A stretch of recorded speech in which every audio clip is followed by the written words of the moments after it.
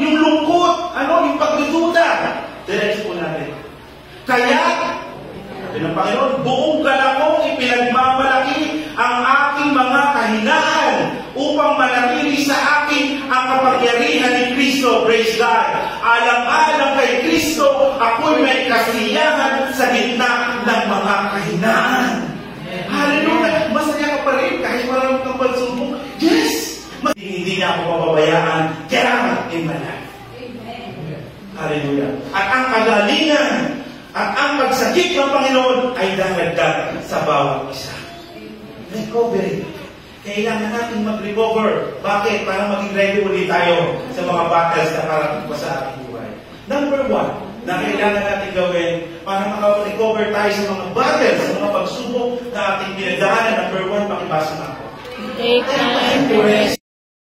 Sino magbibigay sa atin ng kapahingahan? Yung asawa mo ba? Yung anak mo ba? Yung boss mo ba? Yung katrabaho mo ba? Hindi. Ang Panginoon. Amen? Kaya una tayong tumawag at lumapit sa Panginoon. Magsubong tayo sa Panginoon. Pag tayo pagod na, pagod na, ang una nating sumbungan. Hindi sa Panginoon, ang una nating sumbungan. Hallelujah! Bakit? Bibigyan tayo ng kapahingahan. God will give us the rest that we need to recover from the previous battles na ating pinagdaanan.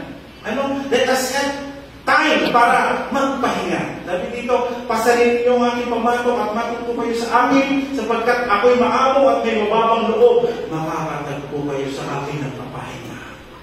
Ang sarap ng pakiramdam. Napakismo ng joy. Napakismo ng pagharap sa mga battles na parating sa atin. Kasi confident tayo Align na Ito yung pinapagawa sa akin ng Panginoon Ito ang gusto gawin ng Panginoon sa aking buhay. Ito ang gusto direksyon ng Panginoon sa aking buhay. Hindi ako matatakot kahit may mga battles dahil kasama niya ako. Kasama ko siya sa aking buhay. Para makarecover tayo sa battles of life, ano yung muna? Take time to rest. Pangalawa, take time to reflect. Pangatlo, to reconnect. At pangapat, realize. At pag nagawa na natin itong apat na ito, be ready to para be ready to run.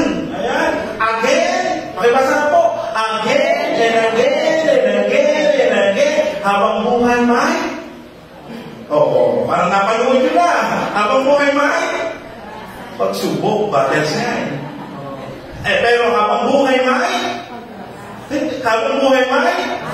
pagtatagumpay.